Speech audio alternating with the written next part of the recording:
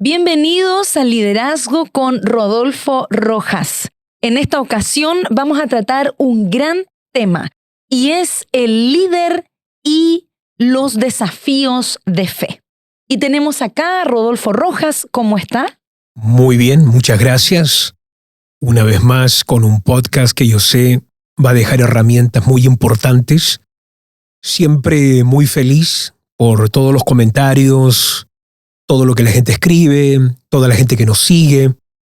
Muy feliz de poder saber que estamos edificando la iglesia, pero también dejando claves tan importantes en la vida de tantos líderes, empresarios, jefes, padres como madres de familia, ya que el tema liderazgo es algo que tú lo puedes llevar a todas las áreas de la vida. Una de las grandes preguntas que muchos pastores, ministros y líderes han comentado, es cómo enfrentar los desafíos de fe. Por ejemplo, tenemos una parte que es la fe impulsiva, esta fe ciega, que se tira en piscinas sin percatarse si hay agua o no. Y luego tenemos este otro extremo en donde Jesús dice que hay que sentarse, calcular los gastos, esta óptica de orden y administración. ¿Cómo se definiría usted ante un desafío? ¿Es usted el impulsivo o el que calcula primero? Yo creo que todo depende de la circunstancia. Todo depende cómo se den ciertas cosas, lo que definen hacia qué lado yo me voy a inclinar más.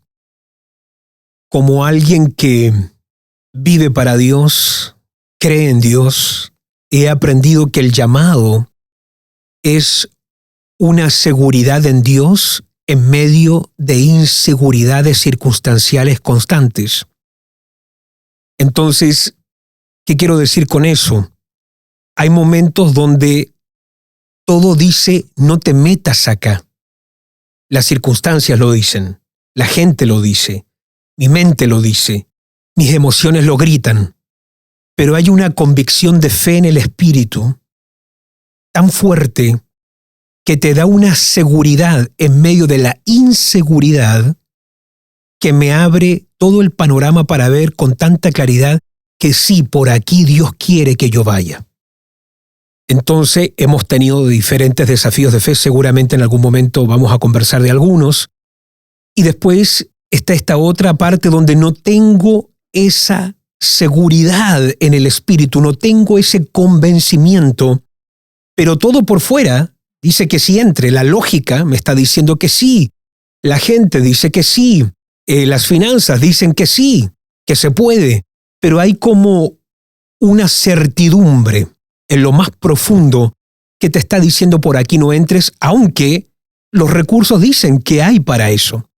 Entonces todo depende del momento, la circunstancia y lo que estemos viviendo a nivel muy personal con Dios. Eso es lo que nos ha pasado como iglesia, como ministerio, a través de todos los tiempos, cuando hemos entrado en diferentes desafíos de fe que nos han llevado y que nos han empujado a un próximo nivel y a un crecimiento mayor como iglesia y como ministerio.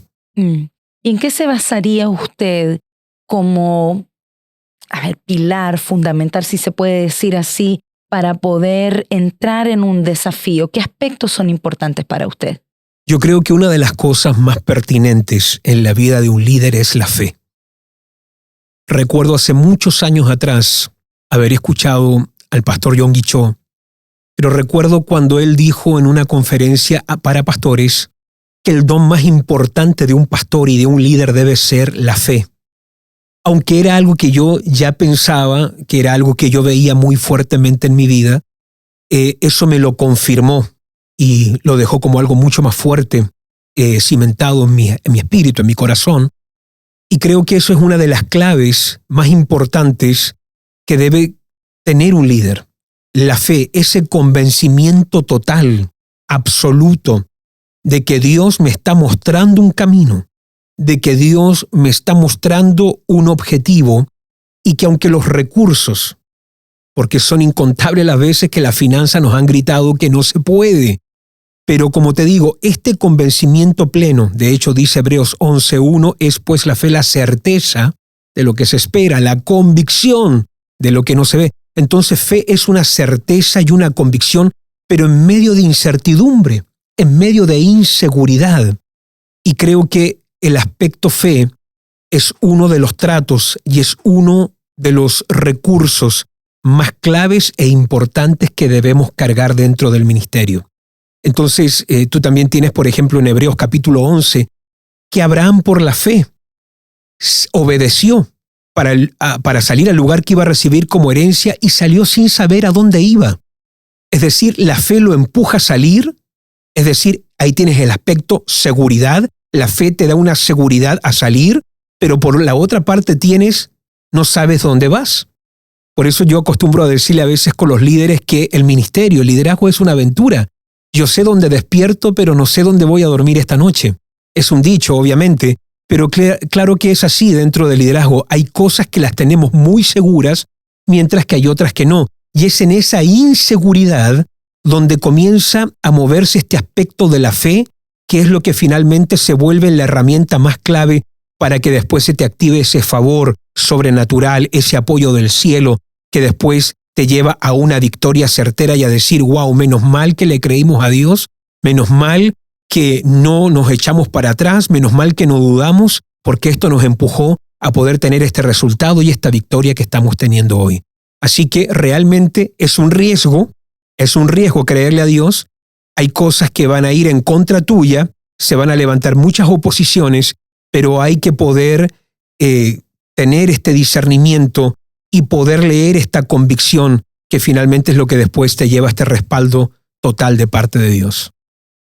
¿Y le ha pasado que quizás se ha sentado a calcular o ha tomado una decisión de decir no a un cierto proyecto, a un cierto desafío? ¿Y qué ha sido lo que le ha llevado a un no en este caso? Bueno, yo soy visionario. Yo veo con claridad el futuro, sé dónde voy. Yo soy decidido en mi vida. Yo sé dónde estoy ahora y dónde quiero ir en los próximos 10 años. Yo sé dónde quiero estar en los próximos 20 años. Como iglesia, como ministerio también. Sé dónde está hoy. Sé dónde la quiero dirigir. Tengo claridad. Mi problema no es visión. Y es ahí donde entra mi esposa Leila. Leila me dice, perfecto, tienes la visión, sabes dónde quieres ir, pero ¿cuál es el plan? ¿Cómo vamos a llegar allá? Porque todo no puede ser solamente fe de ver dónde quieres ir, sino que también tenemos que tener un plan que debemos nosotros proseguir y que debemos seguir. Y es ahí donde Leila me ayuda a entrar en esa razón, en esa matemática tan importante, que no es incredulidad. Yo creía al comienzo de nuestro matrimonio que de alguna forma a lo mejor me quería apagar los sueños, o que a lo mejor quería apagar la visión que Dios estaba poniendo en mi corazón, pero no. Realmente ese input o esa forma, esa perspectiva de ver las cosas me ayudaba después a dibujar el plan, a entender, perfecto, estoy acá, punto A, quiero llegar al punto B, pero tenemos que conducirnos por esta ruta. Hay un GPS, hay ciertas directrices que tenemos que seguir, hay ciertas alarmas que no podemos pasar por alto, hay ciertas señales que nosotros tenemos que respetar, principios. Y eso me ayudó a que cada vez que quiero ir de un punto A a un punto B dentro del ministerio, a nivel personal, a nivel familiar, siempre trato de consultar con Leila. Y trato nunca de ir en contra de lo que ella me está diciendo, porque dentro del ministerio, la voz de ella, su perspectiva, tiene el mismo peso del que yo tengo. Es decir, no Leila por ser mujer o por ser pastora, ella lo que opina, lo que ve, no tiene el mismo grado de valor, ¿no? Todo lo contrario. Los dos tenemos que estar de acuerdo en esto. Y me he dado cuenta a través del transcurrir de los años que cada vez que ha habido acuerdo, hay victoria. Y cada vez que ha habido desacuerdo, no hay avance. Así que para mí es muy importante qué opina ella, cómo lo ve, qué dice ella. En estos días, de hecho, estábamos teniendo una conversación en la oficina, porque yo tenía que comunicar ciertas cosas a ciertos líderes y empresarios de la iglesia, y Leila me dice, ¿cómo lo vas a comunicar? ¿Cómo lo vas a decir? Si lo dices de esta forma, puede ser interpretado de esta manera. Si lo dices desde esta otra perspectiva, puede ser tomado de una forma muy diferente. Me ayudó inmediatamente a ver un panorama mucho más claro a entender que a lo mejor no es llegar y decir ciertas cosas, a tener un cuidado. Así que yo siempre trato de escuchar qué quiere decir ella, cómo lo ve ella. Y esa forma o esa perspectiva de ver el llamado ministerio liderazgo siempre me ha complementado mucho. Y siempre ha sido como una regla no escrita en nuestro matrimonio de que si no estamos de acuerdo los dos, no entramos. Y que si estamos de acuerdo los dos, aunque fracasemos en el intento, no nos vamos a echar la culpa, porque los dos estuvimos de acuerdo. Si hay algo terrible para mí es cuando un matrimonio, el hombre le dice a la mujer, pero yo te dije, o la mujer le dice al hombre, pero yo te advertí. Para mí eso es terrible. Así que cada vez que entramos en algo, quiero estar de acuerdo, pero también cuando hemos entrado en ciertos desafíos, yo sé cuando Dios me habló. Y cuando Dios me habló, yo entro en otro nivel de conversación. Por eso yo me voy con mucho cuidado con el término Dios me habló. Me voy con mucho cuidado con eso, porque jamás lo quiero usar para manipular a mi cónyuge. No lo puedo usar como para forzarla a ella a pensar de una cierta manera. Pero Leila sabe muy bien que cuando yo entro en el matrimonio a tomar un tema y hablar de un desafío, y yo comienzo diciendo, Leila, te tengo que decir lo que Dios me habló. En ese momento ya no es un consejo, en ese momento no vamos a ver si es que lo vamos a hacer. Inmediatamente Leila comienza a acomodarse porque Dios ha hablado algo y ahora está en nuestras manos sentarnos y calcular los gastos, cómo vamos a emprender esta nueva aventura. También con Leila ha sido lo mismo. Cuando Leila a mí me dice, Dios me habló, yo no tomo nunca de forma liviana ese término porque Leila nunca me ha manipulado con esa frase. Leila lo ha usado muy pocas veces en nuestro ministerio, en nuestro liderazgo, pero recuerdo, por ejemplo, cuando nosotros compramos nuestra primera vivienda, hablando de desafíos, soy uno de los pocos casos en Suecia donde alguien compró un apartamento sin tener dinero, solo con una palabra de Dios, recién casados. Yo tenía 22 años de edad, Leila está mirando el periódico y Leila dice, va a haber un remate de apartamentos en Estocolmo. Y yo recuerdo cuando Leila me muestra un apartamento y yo recuerdo también, pero de forma tan nítida y clara, haber oído en mi espíritu la voz de Dios decirme, ese apartamento es el tuyo. Y le dije a Leila, Dios me acaba de hablar. Dios dice que Él nos va a dar ese apartamento. Y le mostré con el dedo, ese es el nuestro. Había que ir a un teatro, a un cine, y estaban rematando casas, viviendas, apartamentos, acortando toda la historia. Ese día me vine con un apartamento sin haber pagado nada por él. Algún día podemos tocar más la historia. Y ese día salimos de ahí, pero felices con mi esposa. Pero pasaron los años y Leila me dice un día, Rodolfo, Dios me habló. Le digo, ¿qué te dijo? Dios me habló de que este primer apartamento no es nuestro, es de Él, y que tenemos que darlo como una primicia a Él. Yo lo había comprado en 0 coronas, estaba evaluado ahora en cientos de miles de coronas, habían pasado los años, lo habíamos arreglado, pero cuando ella usó el término Dios me habló, inmediatamente hubo en mí un sentido de reverencia muy grande, porque Leila nunca me ha manipulado con ese término. Y que ella me dijera eso a mí, captó toda mi atención e inmediatamente yo sabía que, claro, Él lo dio sin que pagáramos nada para que tuviera un precio un día y lo pudiéramos dar como una primicia de honra y como una ofrenda a la iglesia y al reino de Dios. Así que siempre cuando entramos en algo nuevo, en un desafío, en una aventura de fe, para mí el acuerdo y el poder saber que Dios ha hablado, que Dios ha dicho algo y lo que opina mi cónyuge, todos esos ingredientes son muy importantes antes de uno dar el primer paso. Hay momentos que hay que reconocer, a lo mejor Dios le habló al esposo algo, la esposa no ha recibido esa claridad, pero si la esposa discierne de que Dios le ha hablado a mi cónyuge, Dios le habló a mi esposo, uno tiene que manejar ese discernimiento y entender, bueno, Dios nos está llevando a una próxima etapa y con Dios la única seguridad que tenemos es atrevernos a lanzarnos a una inseguridad continua. No estamos hablando de una locura, aunque la fe lo es, pero estamos hablando de una certidumbre y una seguridad que si Dios nos ha metido en esto, Él también tiene el poder para respaldarnos.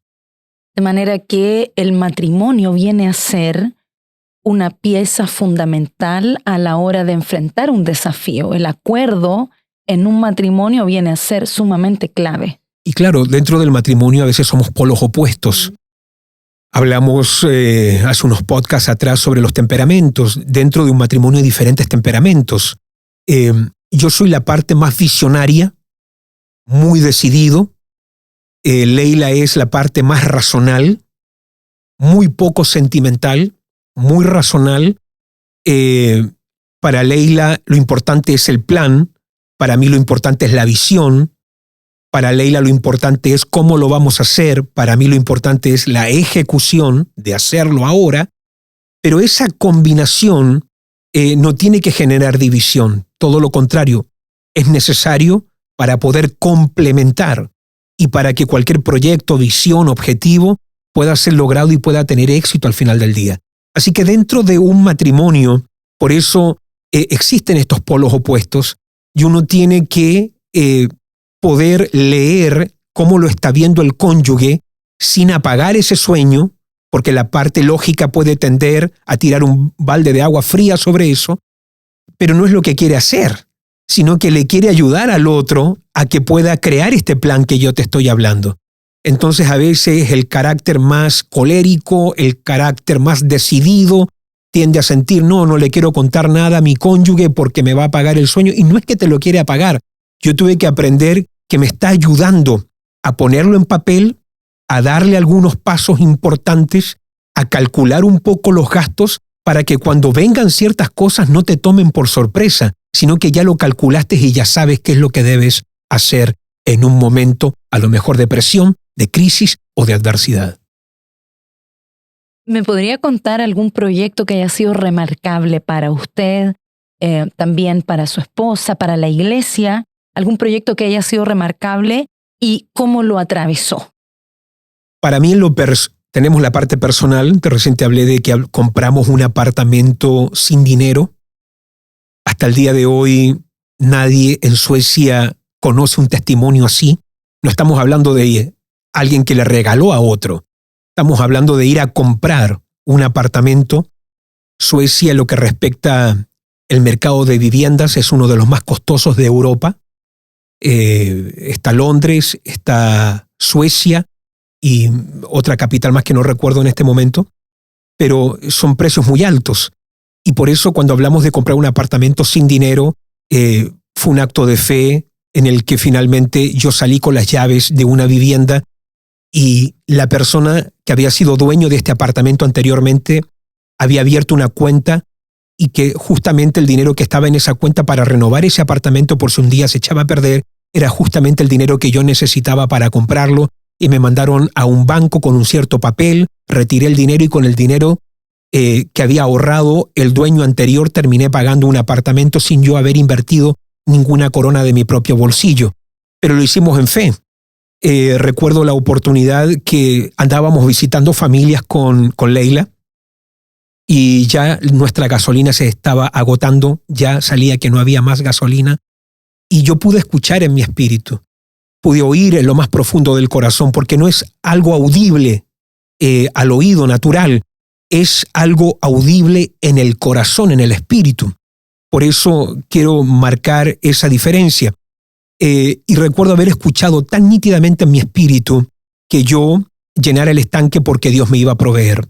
Y recuerdo haber pasado una gasolinera. Yo no recomiendo a nadie hacer esto, a menos de que Dios te haga sentir o te haga oír esto tan claramente.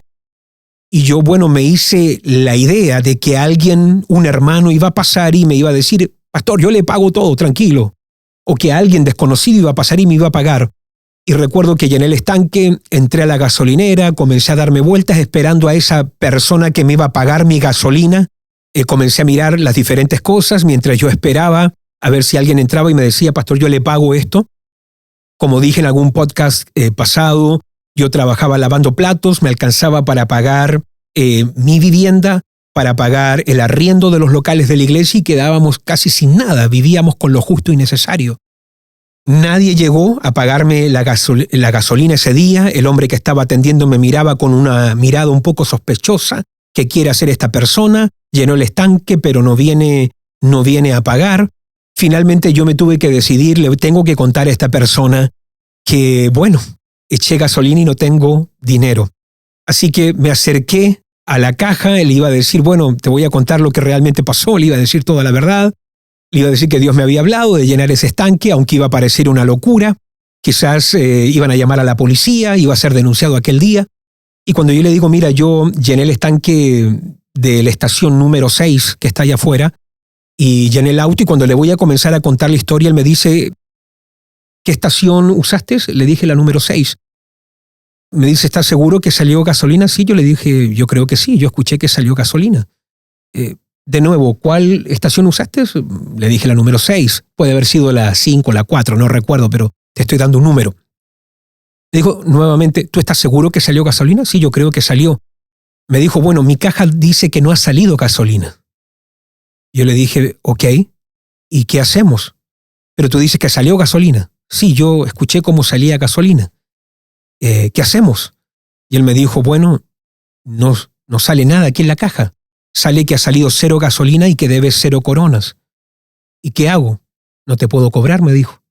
¿Me puedo ir entonces? Te puedes ir, me dijo. Así que ese día me fui con un estanque lleno a mi casa para poder hacer y seguir haciendo la obra del ministerio esa semana. Así que a nivel personal comencé a tener esas experiencias. Tengo otras más que después fueron las que me llevaron a un entrenamiento para cosas mayores. Y recuerdo uno de los eventos que me llevó a estirar la fe, porque la fe es algo que se estira. La fe es un músculo realmente.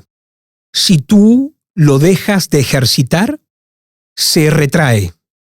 Si tú lo ejercitas constantemente, se expande, se fortalece y se hace muy visible.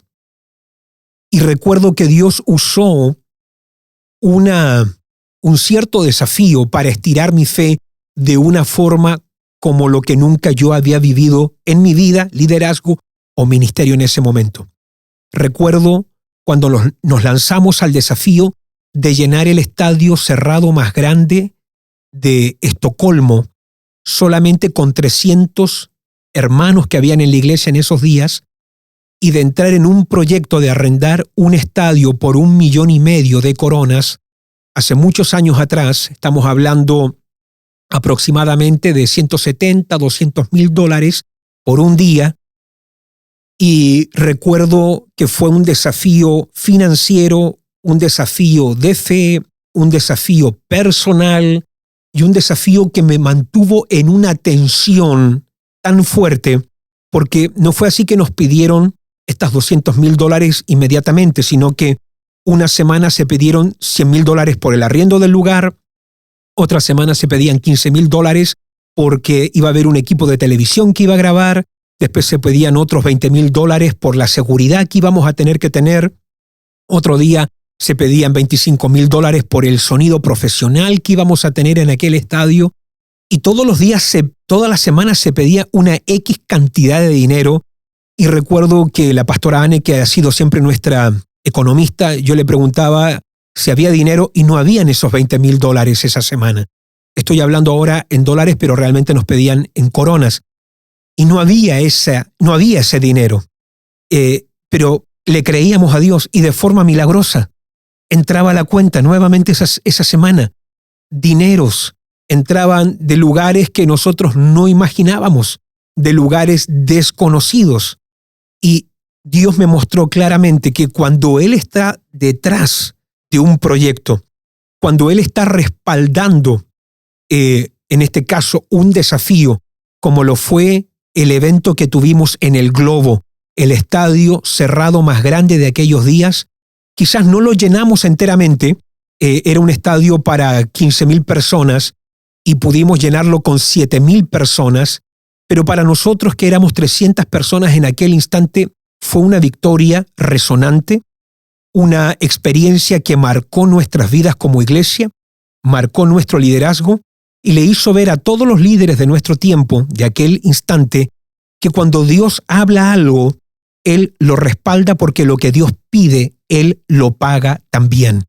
Y en aquellos días pudimos ver ese respaldo tan sobrenatural, y cuando terminó ese evento, se entregaron muchas personas a Jesús, pero también el descanso de no deber nada a nadie.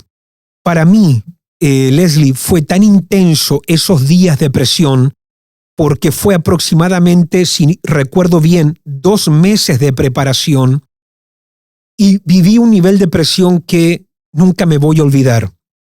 Recuerdo en un momento estar sintiendo una presión mental, una presión emocional y una presión espiritual, porque todas las semanas era un nuevo desafío de fe y un nuevo desafío de finanzas, de economía.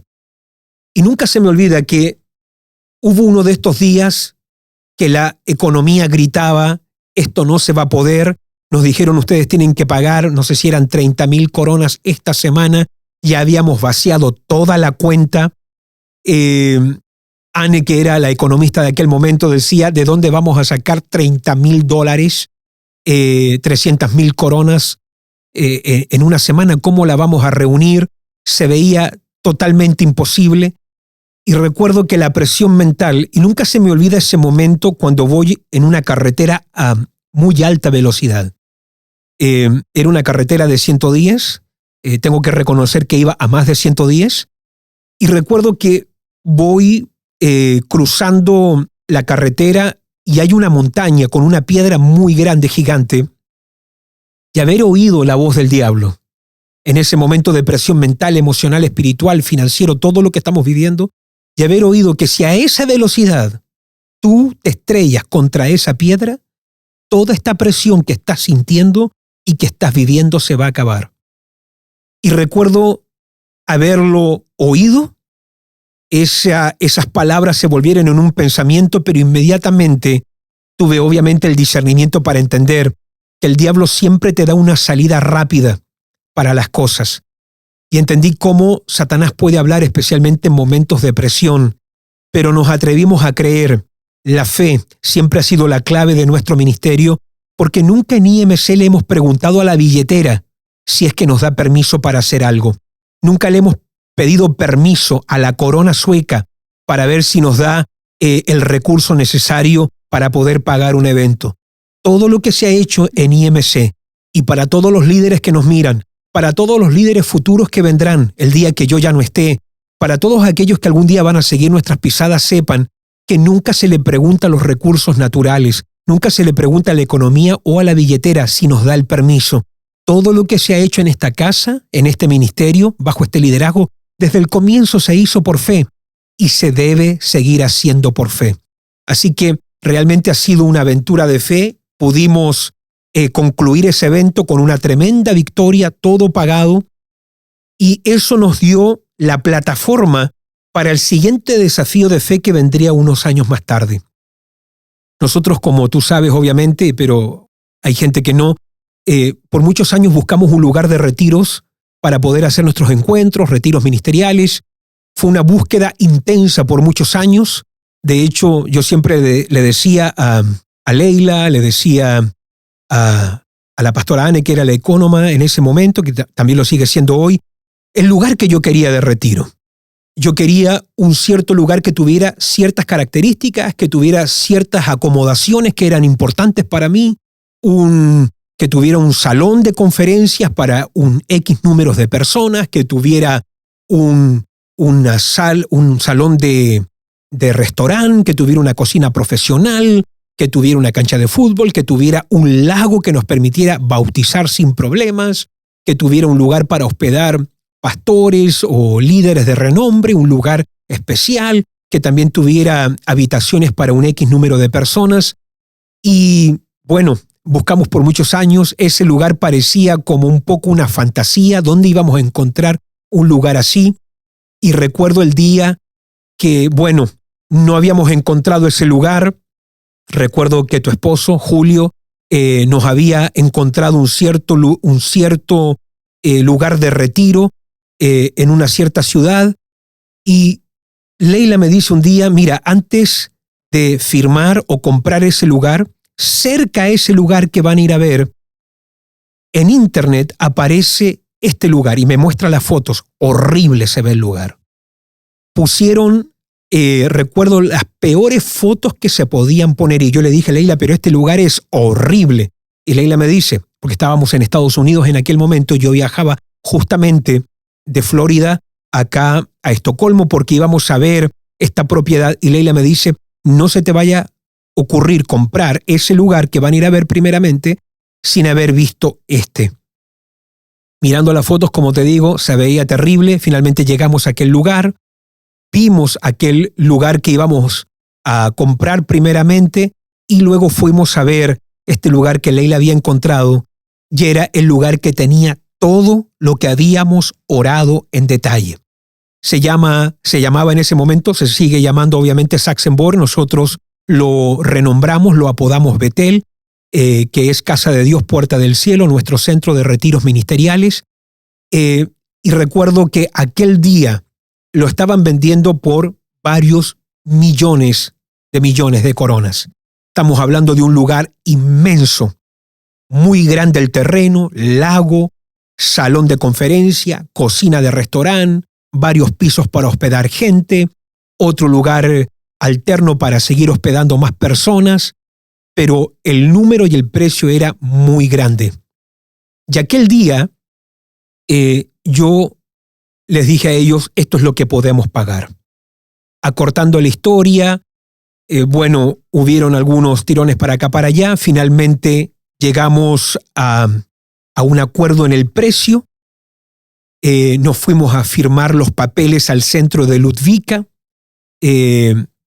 con el agente de bienes y raíces, y yo antes de firmar los papeles, yo recuerdo, porque eran como 20 papeles, yo le pregunto a algunas personas que iban con nosotros, ¿qué pasa si no logramos pagar? Porque nos dieron, la cláusula era pagar dentro de 30 días todo el dinero. Entonces yo hago solamente la pregunta, ¿y qué pasa si no pagamos dentro de los 30 días? Bueno, vienen por todo lo que ustedes tienen, puede haber juicio, puede haber cárcel, porque en el momento que ustedes firman, ustedes se están comprometiendo a este dinero porque obviamente ustedes lo tienen. Y en ese momento yo le dije, claro que sí, lo teníamos por fe, obviamente. Yo firmé los 20 papeles, 1, 2, 3, 4, 5, 6, 7, 8, 9, 10. Volvemos nuevamente al comienzo. Ese día que fuimos a ver ese lugar, yo me fui a caminar solo. Dejé a todo el grupo en un lado, le dije, Dios, tú me tienes que decir si compro este lugar o no, porque todo depende de tu palabra. Si tú me dices que sí, con ese sí viene todo el recurso, los millones que necesito. Tú me dices que no, yo no me meto acá. Y ese momento fue donde pude en mi espíritu tener una paz y oír tan claramente que estaban todos los recursos de Dios para esto. Bueno, volvemos a la oficina, firmo los 20 papeles con una fe tremenda, total, y cuando firmo el último papel, es ahí donde entro en esta conciencia de que acabo de firmar algo y entro en mi lógica natural de que firmé algo por fe por millones de coronas y no tenemos una sola corona ahorrada. Ese día era un día lunes, teníamos reunión de líderes en Estocolmo y ese es el día que yo le cuento a la iglesia, les tengo 2 noticias, una buena y una mala, ¿cuál quieren escuchar? Toda la gente dijo, cuéntenos la buena. Les digo, acabamos de firmar y comprar un lugar de retiros, un lugar para tener nuestro centro de retiros ministeriales, así que esa es la buena, la iglesia saltaba, gritaba, muy bien, victoria, y ahora viene la mala noticia, yo acabo de firmar por fe de que tenemos ese dinero y ahora tenemos 30 días, tenemos exactamente 30 días para llegar a estos millones de coronas, o si no, bueno, a lo mejor me espera hasta la cárcel. Y fue en ese momento donde realmente nuestra fe fue probada, salimos en el periódico en esos días, el periódico escribió de que yo como líder había dicho en una reunión que habíamos comprado por fe, que no teníamos dinero, la radio me comenzó a llamar, periódicos seculares me comenzaron a tratar de contactar para hacerme alguna entrevista de cómo yo me había atrevido a firmar algo por fe sin tener el dinero. Recuerdo haber tenido una directriz muy clara de no dar ninguna entrevista ni a radio ni a ningún periódico, solamente creerle a Dios. Pero los periódicos ya habían salido con esta palabra, haciendo esta declaración, este pastor ha dicho que tiene dinero para comprar, pero no lo tiene y sabemos que en estos 30 días él no va a poder reunir esta X cantidad de millones de coronas porque es demasiado. Concluyo y llego al final de la historia. Lo que Teníamos 30 días para presentar el día 28. Es el día donde como iglesia podemos celebrar, llegamos a la meta financiera y pudimos pagar al contado lo que hoy es Betel, nuestro centro de retiros ministeriales. Pero ¿de dónde vino esa fe y ese carácter para soportar? Porque fueron 28 días muy tensos para mí, muy fuertes en lo personal, pero tenía esto reservado, guardado en mi historia, que el Dios que me ayudó ayer era el Dios que me podía ayudar hoy y también es la certeza del Dios que me puede ayudar, librar y respaldar en el día de mañana. Entonces, cuando tú tienes registrado en tu espíritu y en tu mente victorias pasadas, ese registro de victorias del ayer son también lo que se vuelven como en tu aseguranza de que Dios también te puede respaldar en el presente y que Dios te va a proveer para todo lo que tú necesitas en el futuro también. Wow. Yo he estado de cerca.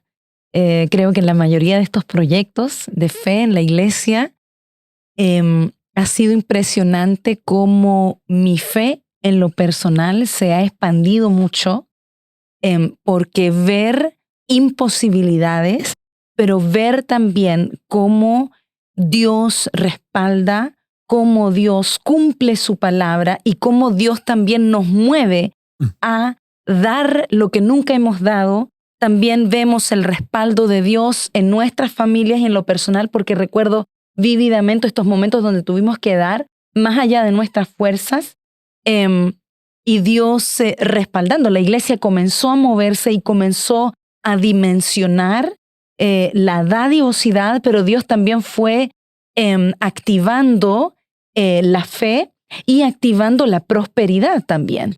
Fue en ese tiempo, yo recuerdo, donde nosotros vendimos nuestro primer departamento y Julio, él trabajaba todavía en la empresa en donde él era empleado y él estaba justo transicionando a tener una empresa propia que todavía no le producía mucho, la verdad. La empresa él la tenía, toda la ganancia él la reproducía y la recapitalizaba para poder echar a andar ya una empresa más sólida. Entonces nosotros no estábamos en un nivel financiero súper asegurado, sino que estábamos en una etapa de mucho riesgo, pero le creímos al Señor y han ido siendo etapas y pasos firmes de fe porque le creímos a Dios, pero también le creímos al profeta. Creo que esa palabra viene a ser clave. ¿Qué le parece esa palabra? Porque ha sido algo que usted nos ha enseñado y no improntó, de que creed a Dios y estaréis seguros, pero creed a sus profetas y seréis prosperados. Y fue esa plataforma justamente de la dádiva que nosotros en lo personal dimos para Betel, que a nosotros nos puso una plataforma en donde nosotros también hemos dimensionado en prosperidad y en bendición por una palabra que nosotros recibimos de parte de nuestro profeta, que en este caso ha sido usted como el hombre de Dios dirigiendo este gran desafío. Y pudimos ver en ese tiempo cómo mucha gente que dio para estos proyectos de fe, al dar, prosperaron a nivel muy personal, a nivel de empresas.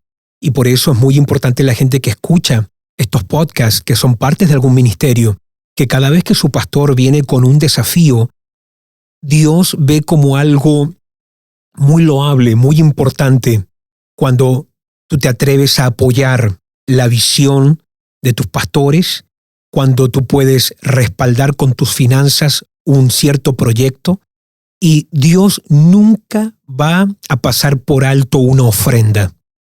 Siempre una ofrenda te abre el camino para algo nuevo y para algo mejor. Y ha sido impresionante cómo la gente que dio justamente para Betel, ahora estamos tocando el caso Betel, es gente que Dios después bendijo mucho y los prosperó de forma muy importante. Ahora, como iglesia, no voy a entrar en detalles, pero tú ya sabes bien que hemos comenzado en esta semana un nuevo proyecto de fe. ¿Y qué nos dice la billetera? La billetera dice nuevamente que esto no tiene lógica.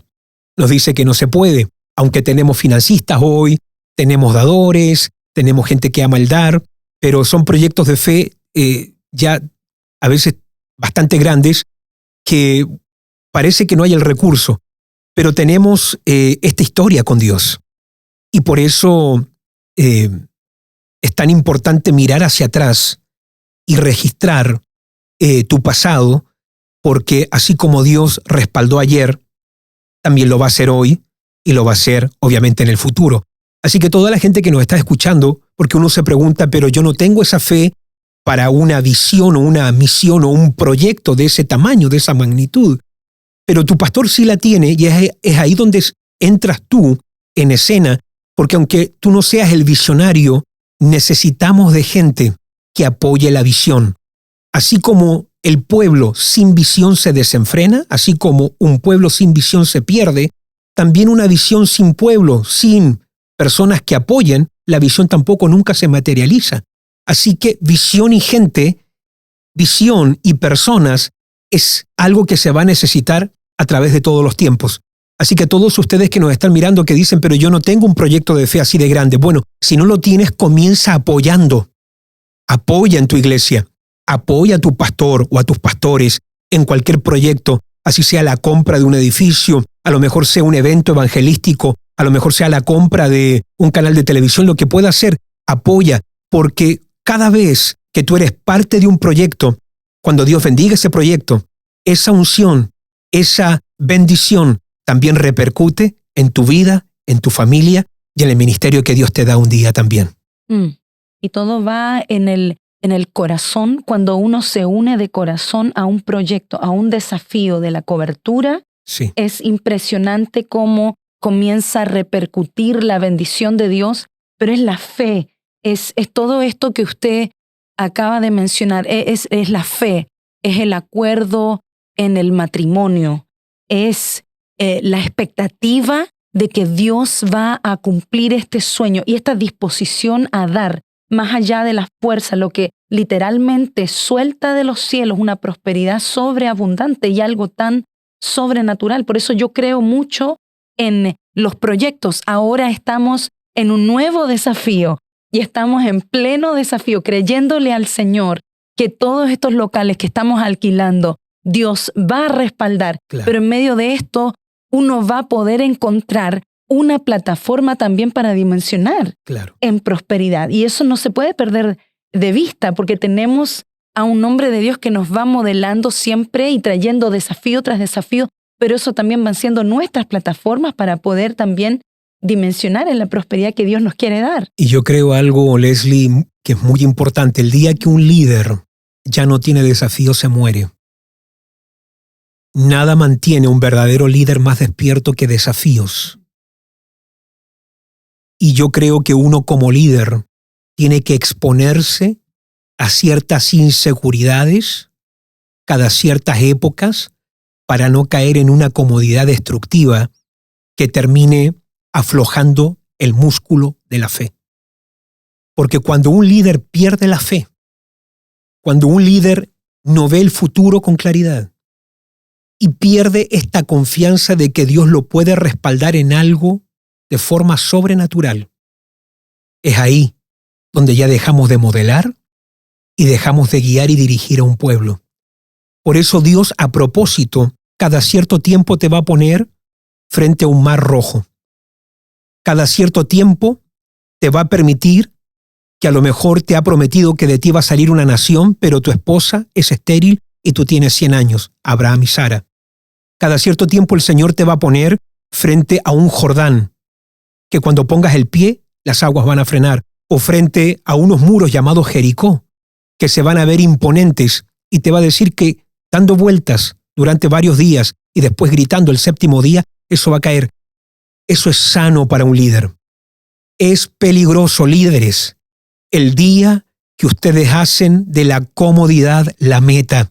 Un líder no está llamado a comodidad. Eso te va a oxidar. Eso te va a destruir. Por eso, cuando un líder llega a esta etapa de me siento cómodo, me siento bien, me voy a quedar aquí, es ahí donde tienes que poder leer al enemigo. Y es ahí donde tú tienes que poder despertar que esta comodidad parece buena, pero que en el llamado tú nunca te pensionas. En el ministerio nunca te pensionas. Tú te puedes pensionar de tu empleo, pero nunca del liderazgo y mucho menos de tu llamado.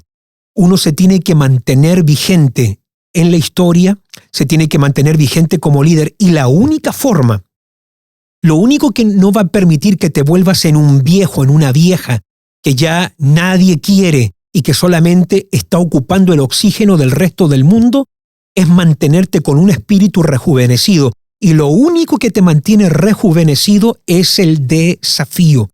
Y yo por eso cada cierto tiempo me expongo a cosas. Hay momentos donde he decidido dar una ofrenda más allá y vaciar mi cuenta.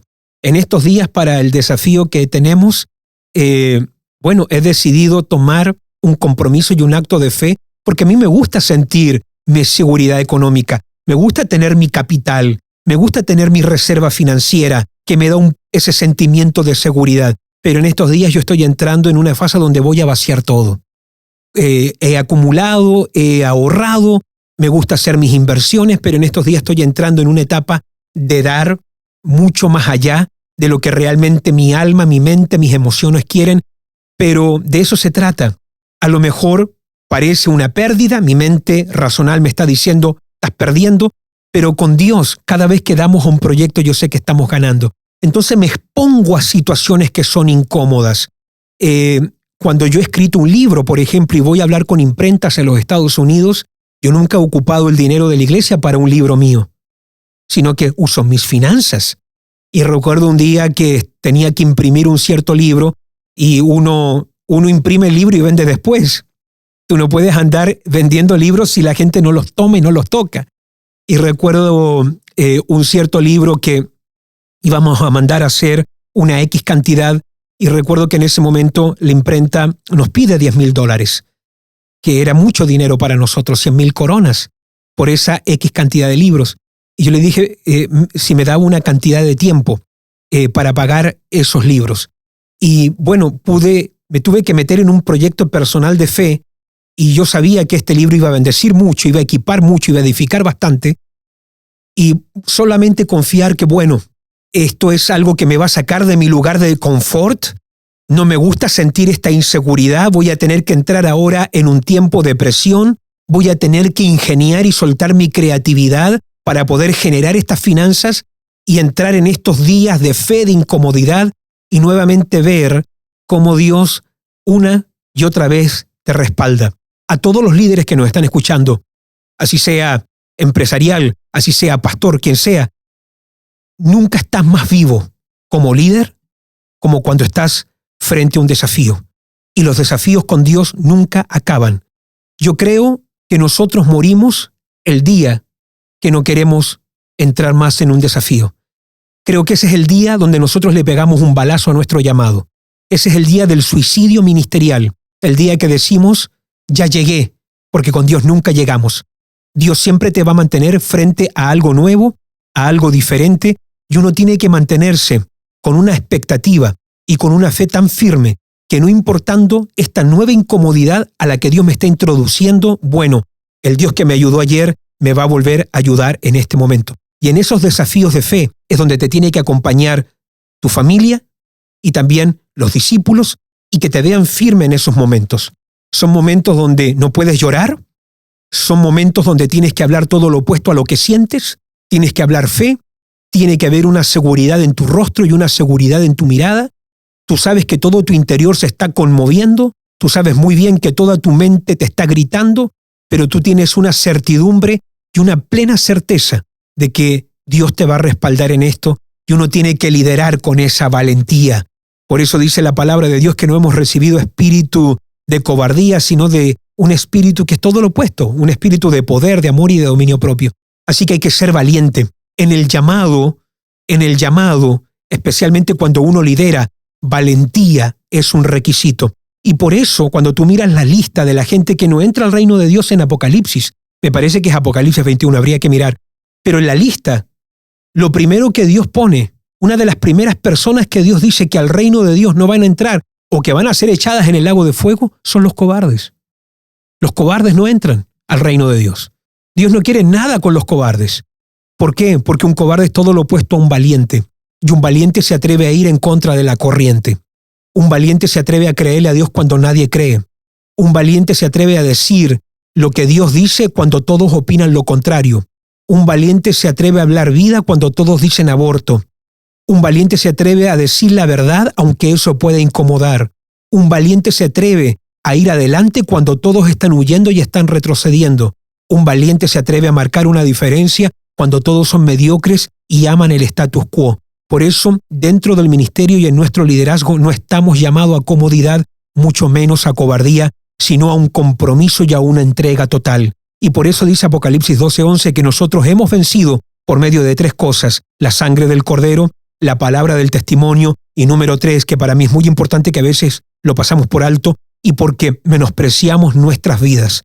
Y el día que tú puedes poner tu vida en segundo lugar, menospreciar tu vida en un tiempo donde todos aman su yo, todos buscan su seguridad, todos aman su comodidad, cuando tú puedes menospreciar tu vida porque valoras el reino de Dios, menospreciar tu vida porque valoras el liderazgo y el llamado que Dios te ha dado, cuando te puedes menospreciar a ti mismo porque valoras y has puesto el reino de Dios primero, ese día tú eres un líder, como acostumbramos a decir, un líder insigne que marca una diferencia y que se vuelve en ese agente de cambio que termina bendiciendo su generación y siendo una respuesta para su nación y para su tiempo. De manera que un desafío se puede volver en ese salvavidas del llamado. Exactamente. Cuando tú comienzas a exponerte a inseguridades, inmediatamente la parte que busca seguridad en ti te va a gritar, te va a insultar, te va a decir que estás loco, pero en ese momento tu liderazgo recupera vida. Y lo vas a ver a través de toda la Biblia, y cuando lees biografías o autobiografías, a mí me gusta mucho estar leyendo biografías de hombres que de alguna forma marcaron la historia, seculares como cristianos. Tú vas a descubrir que todos tuvieron un momento donde tuvieron que dar todo por una idea. Y que dar todo por esa idea implicaba que podían perder su casa, podían perder su empresa, podían irse a la quiebra, podían perderlo todo porque tenían una idea, pero también tenían un liderazgo y un compromiso tan grande que ellos sabían que no iban a poder vivir consigo mismos y el resto de su vida pensando: ¿qué hubiera sido si me hubiera atrevido?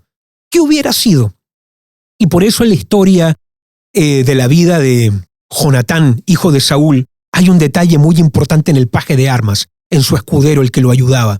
Porque a veces nosotros pensamos que solamente el líder tiene que ser ese de fe, ese que cree, ese que va adelante en el desafío. Pero es muy importante aquellos que apoyan al hombre de Dios. Son igual de importantes como el hombre que carga la visión. Y Jonatán, que va a enfrentar ahora un ejército grande de filisteos, van a enfrentar un ejército de miles, pero ellos son 2. Es Jonatán, hijo de Saúl, y su escudero. Entonces, Jonatán le cuenta a su escudero lo que va a hacer. Le dice: yo me voy a ir en contra de este ejército. Ellos son miles, nosotros somos 2. ¿Qué dicen las matemáticas? Esto es una locura. Esto es un suicidio. Aquí nos vamos a morir. El paje de armas le podría haber dicho: perfecto, vaya usted, mi señor, yo me voy a quedar aquí orando por usted, yo lo voy a estar apoyando en oración. Pero fíjate la actitud de este seguidor, de este paje de armas. Le dice a Jonatán, que es como su líder, le dice: haz lo que te venga a tu mano hacer. Yo voy contigo, porque Dios puede salvar con muchos o con pocos. Y en ese momento, cuando Jonatán oye que su escudero tiene la misma fe que él, se activó una ley de acuerdo. Y la ley del acuerdo dice que si 2 se ponen de acuerdo en cualquier cosa que pidan al Padre, en mi nombre lo que pidan yo lo voy a hacer. Y eso es lo que hace la ley del acuerdo. Y cuando Jonatán escuchó que su escudero estaba dispuesto a dar su vida por la visión que tenía y por este proyecto de enfrentar a un ejército de miles de filisteos, ahí se le activó también una fe sobrenatural a Jonatán y dijo: bueno, lancémonos, vamos en contra, porque Dios nos tiene que respaldar y nos tiene que apoyar. Y eso es lo que hace un desafío. Te da vida, y creo que la palabra que usaste es clave, porque salva tu liderazgo, salva tu ministerio. Y a toda la gente que nos está escuchando, es tiempo de entrar en desafíos, de creerle a Dios, de entrar en desafíos que nos incomoden, porque a veces un desafío va a ser literalmente alfileres en tu cama que te van a hacer levantar a horas incómodas, que te van a dejar, te van a llevar a no dormir en las horas que quieres dormir, porque tu mente, tu espíritu y tu alma va a estar ocupado con este nuevo proyecto y con esta visión que Dios ha depositado en ti. Wow, acaba de impartir y ministrar mucho a mi vida. Sé que a muchos de los oyentes, muchos de los pastores que están acá conectados, gracias por impartir, por inyectar esa fe. Creo que lo necesitamos en un tiempo como este. Necesitamos ser impartidos de una fe superior para no perder la habilidad de entrar en proyectos nuevos. Muchas gracias por cada palabra, por cada impartición. Recuerden, nuestros oyentes, que nos pueden escribir, pueden hacer sus preguntas a info@rodolforojas.org. Estaremos felices de poder servirle, de poder responder a cada una de las preguntas que puedan tener. Estos podcasts están muy edificantes, realmente imparten, ministran mucho a nuestras vidas. Les recordamos también a toda la comunidad que nos sigue por redes sociales y por YouTube que apenas lleguemos a los 10,000 suscriptores en nuestro nuevo canal de YouTube, Rodolfo Rojas Podcast. Rodolfo Rojas Podcast. Vamos a escoger a tres personas que hayan compartido el enlace del podcast a todos sus contactos y hayan comentado cada podcast. Le enviaremos de regalo los 3 libros titulados La Trilogía del Liderazgo. Aquí los tengo.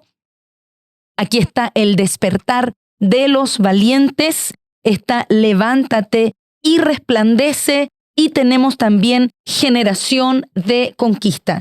Estos 3 libros les van a equipar, les van a edificar y van a llevar su vida de oración y de liderazgo a una mayor dimensión. Así que no se pierda esta posibilidad de poder recibir estos 3 libros. También los pueden adquirir, ¿cierto?, en la tienda de rodolforojas.org. Ahí también los puede adquirir. Así que no se olvide mantenerse activo, interactúe con nosotros. Estaremos felices de poder servirles y no se pierda el próximo podcast en Liderazgo con Rodolfo Rojas, un canal de donde extraerás una universidad de conocimiento y revelación para ser un líder insigne para el tercer milenio.